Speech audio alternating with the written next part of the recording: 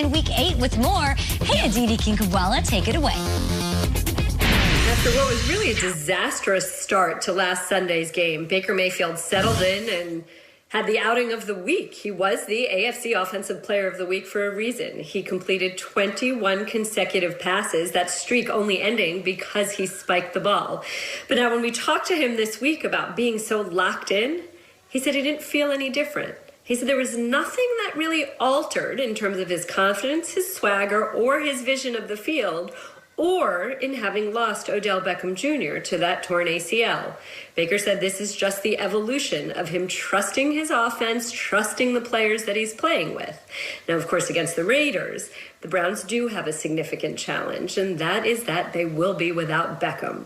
Part of the conversation has been that Mayfield seems to be more efficient, and he does indeed have a better completion percentage when Beckham is not on the field. But Mayfield rejected that storyline. He said he thought it was completely insensitive. And he also said that it's Beckham who draws so many defenses, who demands difficult matchups. It remains to be seen how this Browns offense changes against a Raiders pass defense that hasn't quite been what head coach John Gruden would like. Appreciate you, Aditi. Time for a little Mad Minute. Week 8 is underway. Let's break it down. There's a great slate of games this weekend. 60 seconds on the clock, guys, and probably like 5 seconds more apiece for you guys now that we don't have a delay to deal with here in studio. Let's talk Raiders. Thanks so much to Aditi there. They will be in Cleveland taking on the Browns. What are you keeping an eye on in this one, Mr. Landry? Hey, hello, thank you. Here, Baker was almost insulted by the question, but it wasn't the worst thing based on the numbers. And the question from the reporter was, are you better without Odell Beckham? And he said, that's insensitive. The guy's got an ACL. I'm not even going to address that. That's like ridiculous. The answer. And I do love his, but like, you look at the thing, and the numbers are drastically different when Baker is not with Odell Beckham and is with the, and oddly enough, his numbers are drastically better without Odell Beckham. Peter, I got the numbers. 8 touchdown, 1 interception without, 29 touchdown, 27 interception with. I mean, it's very compelling. It's very compelling. Now, stats don't tell the whole story. That's why this week is so interesting. Yeah. Let's see if Donovan Peoples-Jones and Hollywood Higgins can get the job done when they need it and when Odell's not on the field. 20 That's seconds just left. it. That's just it. It's about guys playing better, not necessarily the roster being better. On paper, Odell on anything, the squad is better. But it's a simple fact, when a superstar goes down, all of a sudden, everybody's game is heightened. I know that personally. Randy Moss went down. It wasn't that Nate Burleson was that much better when he was out, but Nate Burleson knew this window of opportunity is small. That'll do. Well, you jumped in with the stats, Kyle. Absolutely. You got them there. They were good stats. We knew too, guys. Baker's first career game was against the Raiders. It was week 4. It was Compelling. 2018, his first game in this matchup. It was so fun. Do you guys remember this? The Raiders won 45-42 overtime. It was a thriller, pun intended, on this spectacular show. Baker and Carr threw for over 700 combined yards. This is a sneaky great matchup to watch on Sunday. Okay, Patriots, they're in Buffalo to face off against the Bills. Guys, what are you looking for, Nate? I think this is the little brother Bills walking in the kitchen, about 15 years old. The older brother, the Patriots, about 17. The Bills got a little hair on the chest, voices deep, and they're going to bump into each other. Let's see who wins. If the Patriots win this one, they're still the little brothers. If the Bills say, no, wait a minute, I'm grown. Don't ever try me like that again in the kitchen or I'll whoop your butt. I think we can put the rest that the Patriots are that much better than the Bills. I don't even know if the Patriots are older brother. They're like the older uncle with the bad back. I would defy anybody in the United States who follows. Still got grown man strength. We'll see. Julian Edelman's out.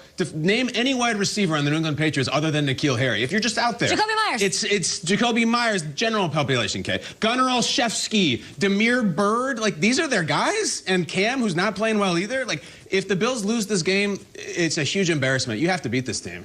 I find it interesting because the analogy you make is fine. I also think of like an old prize fighter and like on his last legs here, not in the last round, but like in his 40s when you saw Foreman. Yeah, when you saw Foreman and you saw, well, not the second, Hey, but no, when the you saw power is the last thing to go. Hey, here's what I'm saying. This is their last stand, maybe. I know what you're saying. And like if they have that punch, I don't know how it's going to go, but like this is it for the Patriots. You don't lose this game and still win the AFC East. I just don't see it. Season's over after this. I think so. Do they have the punch, the power? They say it's the last thing to leave a fighter is his Michael power. Moore. It's incredible. Caught his chin. Foreman beat him. Right on the button. You've won 7 straight over the Bills. How does that feel? Feels excellent. How do you think it feels? You guys notice I've been working out over here too.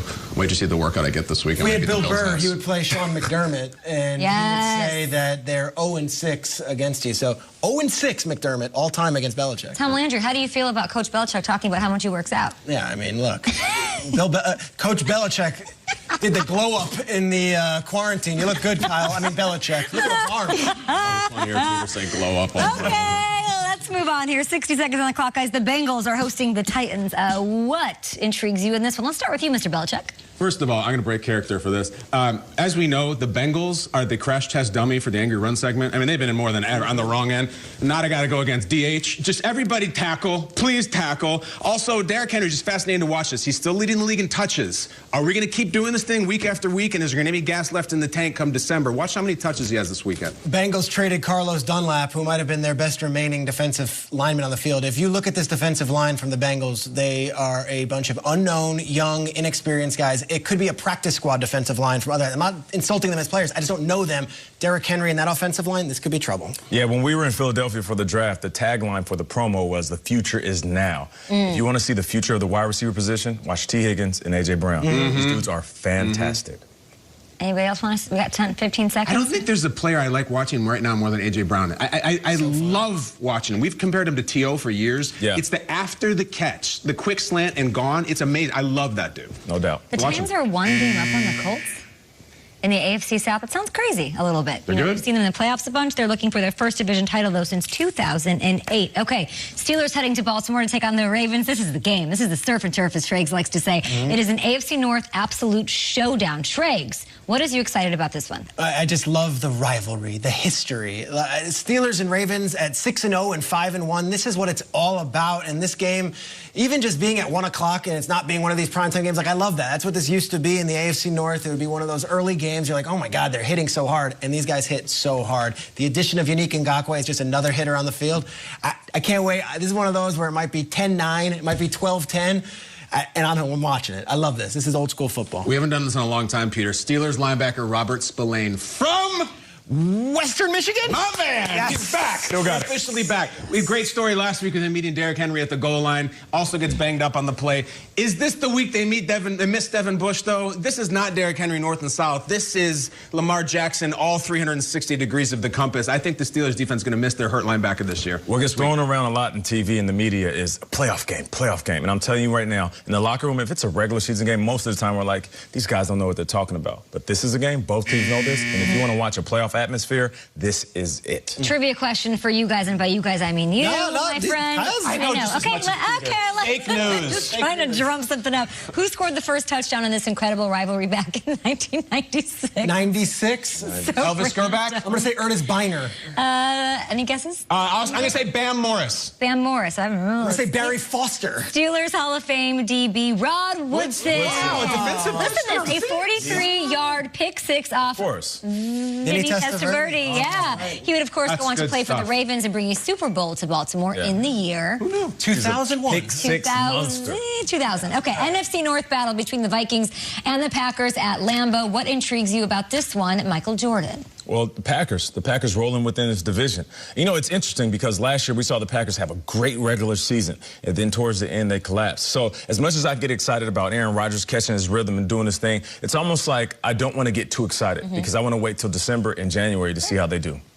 Jeff Gladney, anybody? I know. Jeff Mike Hughes. These are young first-round talent corners from Minnesota in which Aaron Rodgers annihilated the first time they played. I mean, it was considered bullying almost. Those guys better be ready because they will test them deep early. Young, inexperienced corners, Rodgers picking his teeth. Watch out for it.